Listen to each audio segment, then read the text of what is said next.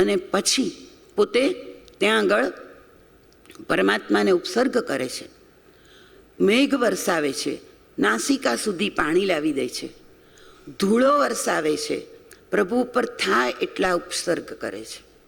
પણ પ્રભુ તો પ્રભુ હતા.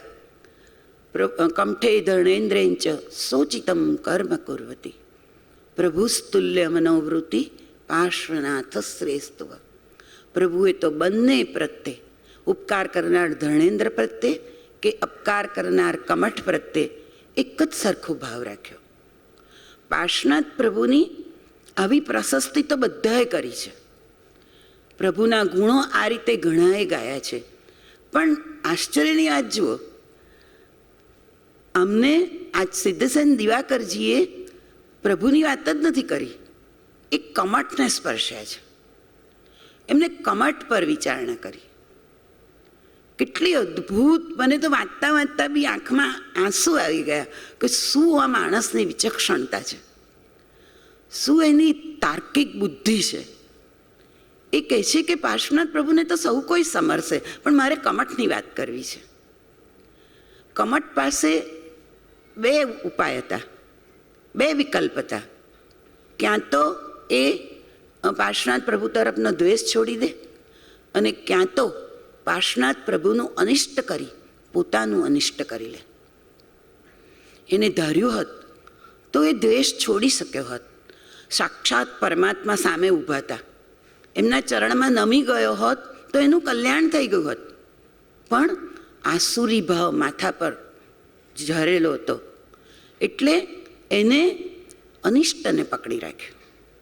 અનિષ્ટને પકડી રાખ્યું એટલે આચાર્ય કહે છે કે એના માટે નરકના દ્વાર ખુલી ગયા. એને વિચાર્યું જ નહીં, એને વિચાર્યું જ નહીં કે સાક્ષાત મને તારનાર સામે ઊભા છે અને હું એમની પર વેર રાખું છું, હું બીજાનું અનિષ્ટ કરનારનું અનિષ્ટ જ થાય છે.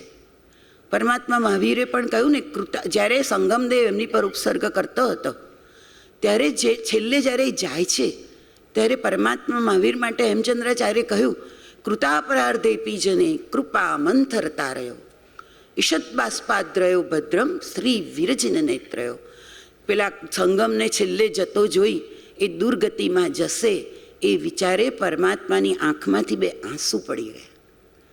તો જ્યારે એ રીતે આપણને આચાર્ય સંદેશો આપે છે, માર્ગદર્શન આપે છે કે જ્યારે તમારી સામે આવા બે વિકલ્પ આવે ત્યારે અનિષ્ટ કરવાનું, અનિષ્ટ તત્વોને છોડી દેજો.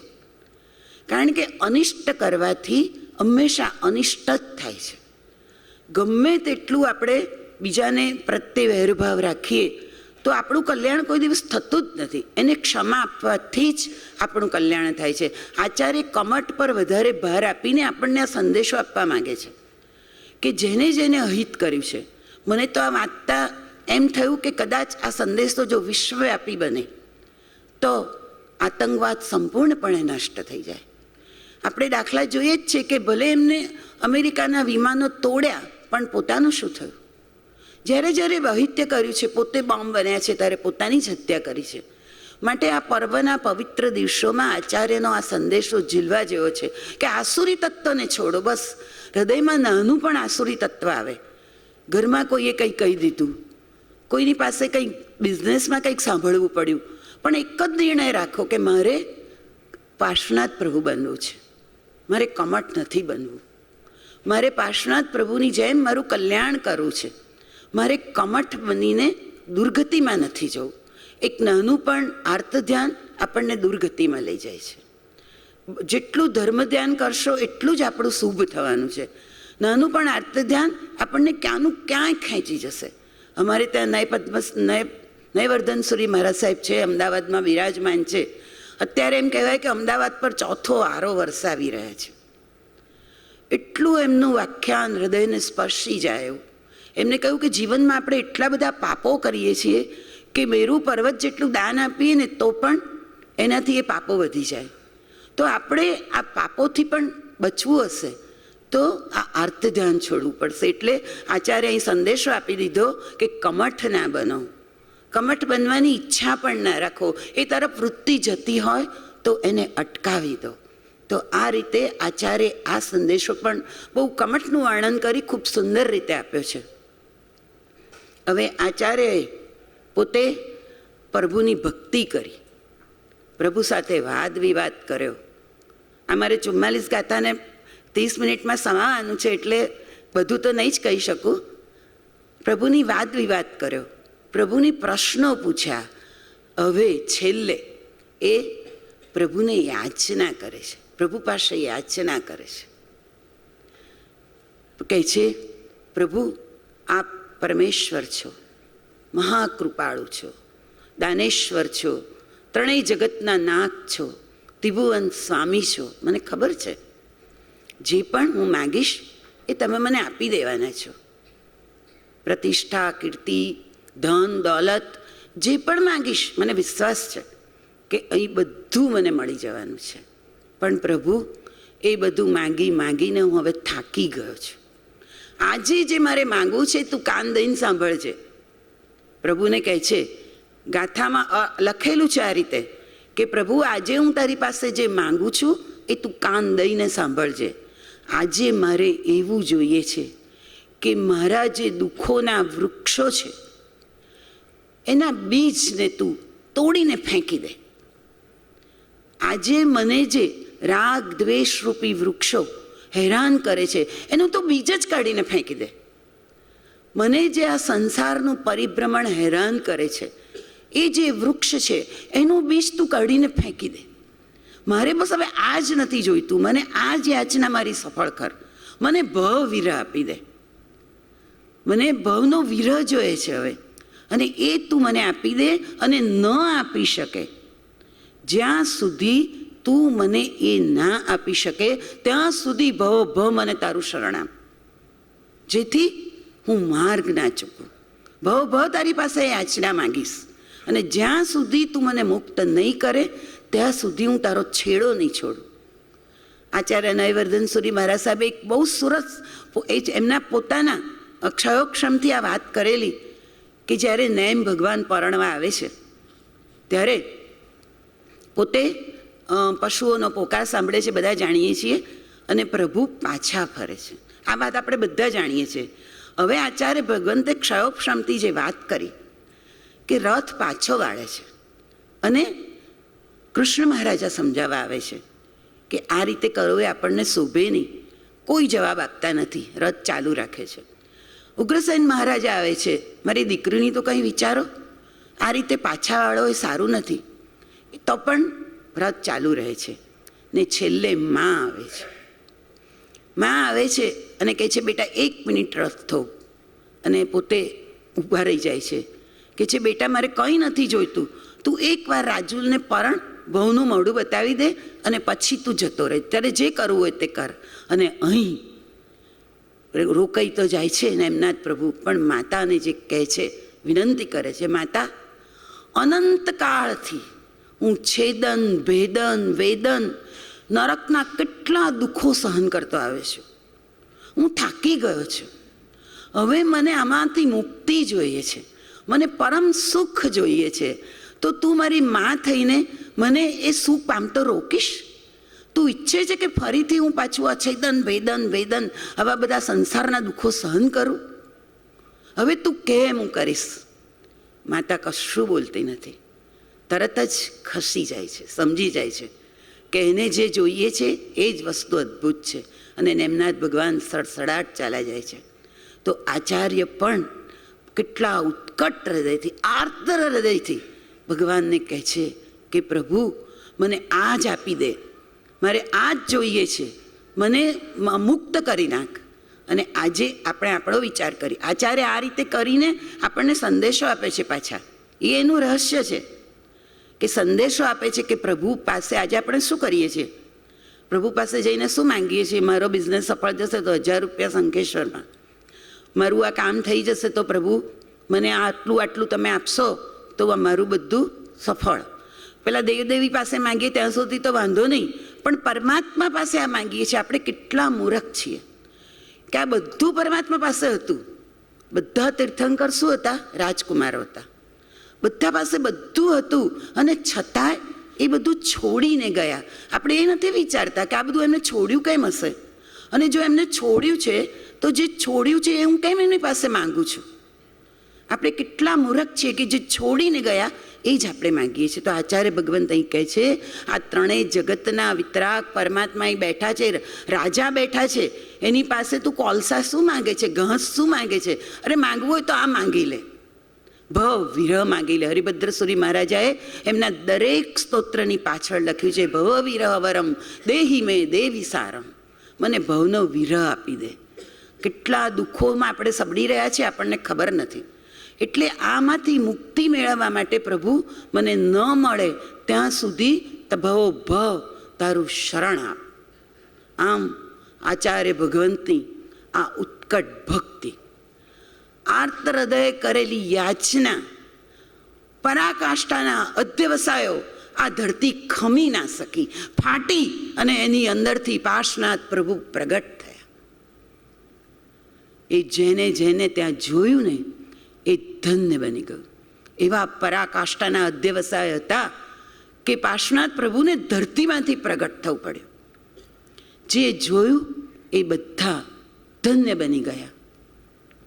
આ 44 ગાથાનું સ્તોત્ર, એમાં 44 રહસ્યો રહેલા છે. હું તો માત્ર 8 જ ગાથાને સ્પર્શી શકી છું. એક એક અર્થ વાંચતા જઈએ આપણને નાચવાનું મન થઈ જાય, એટલું સુંદર એમાં વર્ણન કરેલું છે. પણ આનાથી પણ સૌથી મોટું રહસ્ય તો મને છેલ્લે જાણવા મળ્યું કે કુમારપાળભાઈ દેસાઈએ મારી મદદ કરવા મને પુસ્તક આપ્યું, અને એ પુસ્તકની અંદર દરેક ગાથામાં આચાર્ય ભગવંતે એક એક મંત્ર છુપાવ્યો છે. 44 ગાથાની નીચે 44 મંત્રો છે, અને એ મંત્ર એવી રીતે ગુપાવ્યા છે કે તમે ગાથા ગણી જાઓ એટલે એની સાથે સાથે મંત્ર પણ ગણાઈ જાય. અને એ મંત્રોમાં એવી અદ્ભુત શક્તિ છે કે ગમે તેવો પાપી આત્મા હોય તો પણ એનો ઉદ્ધાર કરી દે. અને એટલે જ આટલા બધા રહસ્યો આચાર્ય ભગવંતે ગૂંથ્યા છે. એટલે મહાપ્રજ્ઞાએ એમને રહસ્યવેત્તા કહ્યા છે. આચાર્યને રહસ્યવેત્તા કહ્યા છે, કારણ કે એક મહાન વિચક્ષણ પુરુષ હતા. અને એટલા બધા આપણને એમ લાગે કે કલ્યાણ મંદિર સ્તોત્રમાં આખો જ્ઞાનનો ખજાનો છાંટી દીધો છે. મેં જેમ કહ્યું તેમ એક ઇન્સાઇક્લોપીડિયા લાગે, એટલા બધા વિષયોની અંદર ચર્ચા છે. મને તો એમ થાય કે હજુ એની પર કંઈ કામ જ નથી થયું. એટલું બધું કામ જો કરે વિદ્વાનો તો એની ઉપરથી એટલા બધા રહસ્યો બહાર નીકળે એમ છે કે જે કોઈ વાંચે એનું કલ્યાણ થઈ જાય. આચાર્ય ભગવંતે આપણને આટલું મોટું એક વરદાન આપ્યું છે, હું તો કહું છું પ્રદાન આપ્યું છે. જો એનું આપણે બરાબર ઉપયોગ કરીએ, એનો નિત્ય પાઠ કરીએ તો કલ્યાણ મંદિર કહ્યું છે એમ કલ્યાણ થયા સિવાય રહે જ નહીં. એ અવશ્ય એક સાચી વાત છે. અને આવું સ્તોત્ર બક્ષનાર આચાર્ય ભગવંતનો જેટલો ઉપકાર માનીએ એટલો ઓછો છે. માટે આચાર્ય ભગવંતને જેટલી વંદના કરીએ એટલી ઓછી છે. મને તો એટલું બધું આ વાંચતાને મનન કરતાં જાણે આચાર્ય ભગવંત સાક્ષાત થતા જતા હોય એટલી બધી આનંદની અનુભૂતિ થઈ છે. એટલે ખાસ આ સ્તોત્ર અત્યારે બહુ પ્રકાશમાં નથી, પણ એકવાર એને વાંચવા જેવું છે, એનો નિત્યપાઠ કરવા જેવો છે અને એનો અનુભવ કરવા જેવો છે. ધન્વંતભાઈએ મને આજે મારી ગાગરમાં સાગર સમાવાનું કહ્યું છે, પણ એ વસ્તુ કરવાની તો છે જ. એટલે આપણે હવે આચાર્ય ભગવંતને નમસ્કાર કરી જૈન ધર્મના જે જૈન ધર્મનું નભ છે એની તરફ નજર કરીએ. આ જૈન ધર્મનું નભ, એમાં એક સૂર્ય પ્રગટ્યો, અને એ સૂર્યએ આખા આકાશને પ્રજ્વલિત કરી દીધો. અને એ સૂર્ય હતો, કેટલી મિનિટ થઈ ધન્યવાદ, ઓકે, એ સૂર્ય હતા માનતુંગ સુરી મહારાજા, આચાર્ય શ્રી માનતુંગ સુરી મહારાજા. આચાર્ય વારાણસી નગરીમાં ધનદત્તના પુત્ર હતા. બાળપણથી જ હૈયું વૈરાગ્યથી વાસિત હતું, અને તેથી બાળપણમાં જ પહેલાં દિગંબર આચાર્ય પાસે દીક્ષા લીધી, અને આગળ જતાં શ્વેતાંબર આચાર્ય પાસે દીક્ષા લીધી. આચાર્ય મંત્ર વિશારદ હતા, એમની પાસે મંત્ર સિદ્ધિ હતી. અને એટલે જ આપણને ખબર છે કે એમના શબ્દોની અસર પેલી બેડી પર થઈ, અને 44 ગાથા સાથે 44 બેડી તૂટી. અને ભક્તામર સ્તોત્ર આજે ખૂબ પ્રસિદ્ધ છે. કર્મના ઉદયથી આચાર્યને આગળ જતાં માનસિક રોગ થયો, અને પોતે વેદના સહન નહોતા કરી શકતા, એટલે પોતાની મંત્ર શક્તિથી ધર્મેન્દ્ર દેવને પ્રગટ કર્યા અને કહ્યું કે હવે મને અણસણ કરવું છે. ધર્મેન્દ્ર દેવે કહ્યું કે હજુ તમારું આયુષ્ય ઘણું બાકી છે અને તમારા થકી ઘણા પ્રતિબોધ પામવાના છે, માટે તમે આ ચિંતામણી મંત્ર તમને આપું છું. એ મંત્ર તમે ગણો તો તમે નિરોગી થઈ જશો. અને ખરેખર આચાર્ય એ મંત્રના પ્રભાવથી પોતે નિરોગી થઈ ગયા. આ મંત્રને આચાર્યએ ભયહર નામે એક સ્તોત્ર બનાવ્યું અને એની અંદર ગોપવી દીધો આ મંત્રને. એ ભયહર સ્તોત્રમાં હું સંક્ષિપ્તમાં એટલે લઉં છું કે મારે બીજું મહત્ત્વની વસ્તુ છે. 7 ભયોનું વર્ણન અહીં નથી કરતા આપણે, પણ જે 7 પ્રકારના ભયો છે, સમુદ્રનો, દાવાનલનો, પશુઓનો, ચોરોનો, એ બધા ભયોનું આ સ્તોત્ર ગણવાથી આ પાર્શ્વનાથ પ્રભુનું સ્તોત્ર છે. આ સ્તોત્રને ગણવાથી એ બધા જ ભયોનો નાશ થઈ જાય છે. હવે એક રહસ્ય એ છે કે 23 તીર્થંકર છે, તો બાકીના તીર્થંકર નહીં ને પાર્શ્વનાથ પ્રભુનું જ કેમ સ્મરણ કરવાનું ભયોને હરવા માટે? તો એ રહસ્ય એ છે, જ્ઞાતા ધર્મ કથા સૂત્રમાં કહ્યું છે કે પાર્શ્વનાથ પ્રભુ પોતે એમની ઘણા અધિષ્ઠાયક દેવો હતા, પ્લસ એમની ઘણી દેવીઓ આર્યા બની, ઇન્દ્રાણી બની છે. અને ત્રીજું રહસ્ય એ છે, એક તાર્કિક રહસ્ય છે કે પરમાત્માએ જેની પર સીધો ઉપકાર કરેલો, ધર્મેન્દ્ર, કે જે આગમાં પંચાંગની યજ્ઞ કરેલો કમઠે અને એની અંદર લાકડામાં બળતો હતો અને પરમાત્માએ એને ખોલી લાકડું કપાઈ અને એને અંદરથી ઉગાર્યો, નવકાર મંત્ર સંભળાયો અને એ ધર્મેન્દ્ર દેવ બન્યા. હવે ધર્મેન્દ્ર એ કોઈ વ્યક્તિનું નામ નથી, પદવીનું નામ છે અને એનું 10,000 વર્ષનું આયુષ્ય હોય છે. જે દેવ અત્યારે ધર્મેન્દ્ર તરીકે છે એ જીવ સીધો જ પહેલો જીવ છે કે જેની પર પરમાત્માએ ઉપકાર કરેલો. તેથી જે કોઈ પાર્શ્વનાથ પ્રભુનું સ્મરણ કરે છે એને પેલા દેવ પ્રસન્ન થઈને આવે જ છે અને એના વિઘ્નો દૂર કરે છે. એટલે મોટાભાગના સ્તોત્રો આજે પાર્શ્વનાથ પ્રભુના સ્તોત્રો છે. તો આ ભય જેટલું આપણે કરીએ છીએ એટલું આ સ્તોત્રની ગણના કરીએ છીએ એ બધા જ ભયો આનાથી તરત દૂર થઈ જાય છે. અને બીજું રહસ્ય છે આ સ્તોત્રનું, એનો ચિંતામણી મંત્ર. આ ચિંતામણી મંત્ર એનું જે મૂળ છે એ પાર્શ્વનાથ પ્રભુએ આ મંત્રને પ્રરૂપ્યો હતો. પછી એ 14 પૂર્વમાં ગયો. 14 પૂર્વમાંથી ભદ્રબાહુસુરી મહારાજ સાહેબે એ મંત્રને ઉદ્ધર્યો અને પછી પાછો વિસ્મરણીય થઈ ગયો અને પછી ઘણા વખત સુધી એ એમ જ રહ્યો. અને હવે ધર્મેન્દ્ર દ્વારા આચાર્ય ભદ્રબાહુસુરીએ એને એમાંથી પ્રગટ કર્યો, પ્રાપ્ત કર્યો. પણ કદાચ આપણી પાત્રતા નહીં જોઈ હોય, કદાચ પંચમારાનો પ્રભાવ જોયો હશે, જાણતા હશે, એટલે એમને આ ચિંતામણી મંત્રને આ ભયહર સ્તોત્રમાં એક સંકોચીને અંદર મૂકી દીધો, વેરીને મૂકી દીધો, વિપ્રકરણી સ્ટાઇલથી અંદર વેરીને મૂકી દીધો એટલે આપણને સ્પષ્ટ ના દેખાય. પછીના આચાર્યોએ બહુ પ્રયત્ન કર્યો આ મંત્રને શોધવા માટે. અંદરથી ઘણું બધું ન પામી શક્યા, પણ એક વસ્તુ પામી લીધા કે ઉપસગરમ મંત્રમાં વિસહર ફુલિંગ મંત્ર એ જે છે એ આ મંત્રનું બીજું નામ છે. કહ્યું ને, વિસહર ફુલિંગ મંત્ર, ચિઠ્ઠ જે કોઈ ધારે એના રોગ નાશ થાય છે. અને 18 અક્ષરનો મંત્ર શોધી શક્યા. નમ્યુણ પાસ વિસહર વિસહ ફુલિંગ, આ 18 અક્ષરનો મંત્ર એ લોકો શોધી શક્યા છે. કે નમ્યુણ એટલે નમું છું, પાર્શ્વનાથ પ્રભુ પાશ, વિસહર વિષને હણનારા, અને જીનોમાં વૃષભ અને ફુલિંગ મંત્ર. આજે પણ કહે છે કે આ મંત્રને જે કોઈ ગણે છે એની સામે કોઈ ભય ક્યારેય ટકતા નથી. એટલે નમ્યુણ સ્તોત્રનું આ 2 મહાન રહસ્યો એ છે કે પાર્શ્વનાથ પ્રભુનું સ્મરણ કરવામાં આવે તો બધા જ ભયો નાશ થાય છે. અને આ મંત્ર જે અંદર રહેલો છે આના વિશે એકચ્યુઅલી આનાથી વધારે માહિતી પણ પ્રાપ્ત નથી, કારણ કે આપણે અમુક વસ્તુઓ પર કામ જ નથી કર્યું.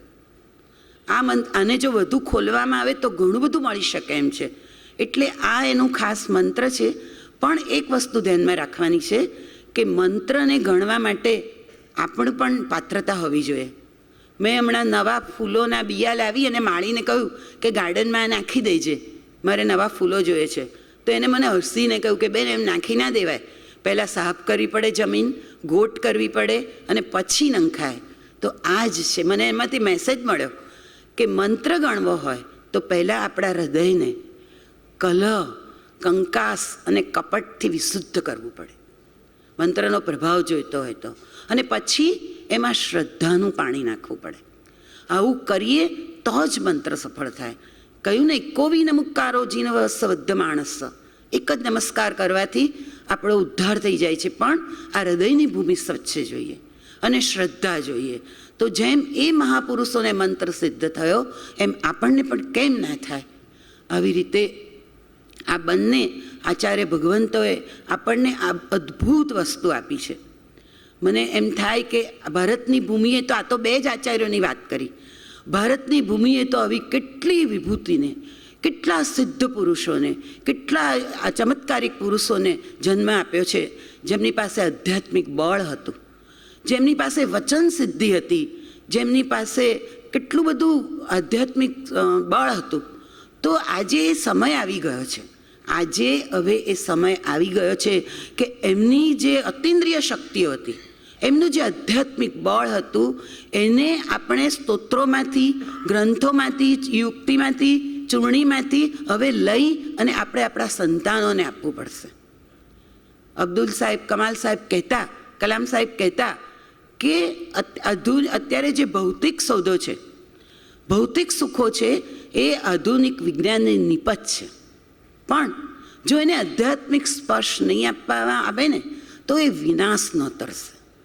માટે આપણે આ બધું હાર્ડવેરને બધું કરીએ છીએ, પણ એને પાછી સંસ્કારના સોફ્ટવેરની જરૂર છે. માટે આ મહાપુરુષો પાસેથી આપણે આ સંસ્કાર આપીશું આપણા બાળકોને, આપણે ઝીલીને આપણા બાળકોને આપીશું. અને આશ્ચર્યની વાત એ છે કે ભારતની એક જ ભૂમિ એવી છે કે જેને આ બધો વારસો મળેલો છે. તો આ વારસો લઈ અને આપણે આપણા બાળકોને આપીશું તો એ લોકોની સામે આતંકવાદ તો સાવ નમાલો થઈ જશે. બહુ લાંબી વાત નથી. 100 વર્ષ પહેલાં જ અચળગઢમાં શાંતિસુરી મહારાજ સાહેબ થઈ ગયા. એક ઔષધ્યાને બેસતા ને સિંહ એમની આજુબાજુ ફરતો. આધ્યાત્મિક સામે, આધ્યાત્મિક શક્તિની સામે કોઈ શક્તિ એવી નથી કે જે ટકી શકે. તો અત્યારે એવો સમય છે કે આધ્યાત્મિક બળ આવા સ્તોત્રોમાંથી લઈ આપણે ઊભું કરવું જ પડશે, એમાં કોઈ શંકાને સ્થાન નથી. આવા મહાન પુરુષોએ આપણી પર મહાન ઉપકાર કર્યો છે અને એ મહાન ઉપકાર આપણી પર થયો છે. એ બંને મહાપુરુષોનું જેટલો ઉપકાર માનીએ એટલો ઓછો છે.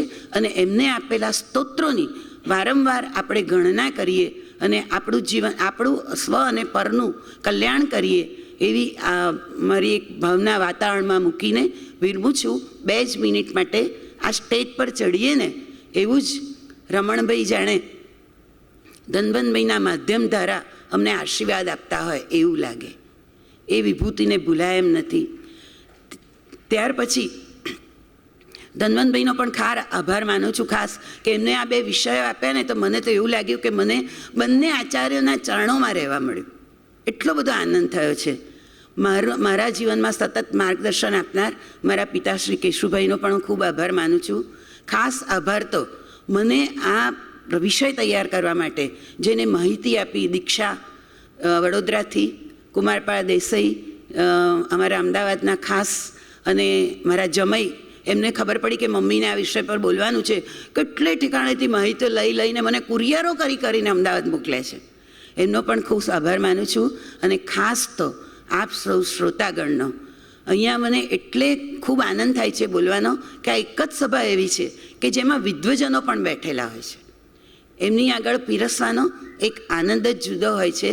અને આપ સૌ, અને ખાસ કરીને અહીંના કાર્યકર્તાઓનો ખૂબ આભાર માનું છું. મારે ક્ષમા માગવાની છે કે મેં શરૂઆતમાં કોઈ ઉદ્બોધન ના કર્યું, કારણ કે મારે આજે પ્રારંભ આ મહાપુરુષના શ્લોક સાથે જ કરવો હતો. નીરુબેનનો પણ ખૂબ આભાર માનું છું. આપ સૌએ મને શાંતિથી સાંભળી એ બદલ ખૂબ ખૂબ આભાર. મારાથી વિતરાગની આજ્ઞા વિરુદ્ધ કંઈ પણ બોલાઈ ગયું હોય તો મિચ્છામી દુક્કડમ. જય જિનેન્દ્ર.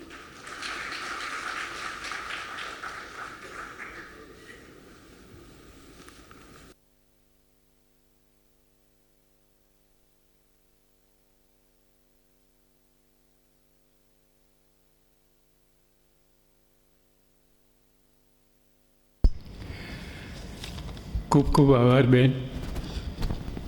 કલ્યાણ મંદિર અને નમૂને સ્તોત્ર ઉપર બેને ખૂબ ઊંડો પ્રકાશ પાડ્યો. આપણા દરેક સ્તોત્રમાં મંત્ર છે, શબ્દની શક્તિ અપાર છે. હું આપને પ્રેમથી બોલાવું તો આપ મને પ્રેમથી જવાબ આપશો. હું અનુચિત શબ્દ વાપરીશ તો આપણે નહીં ગમે. એ રીતે શબ્દની બહુ મોટી શક્તિ છે.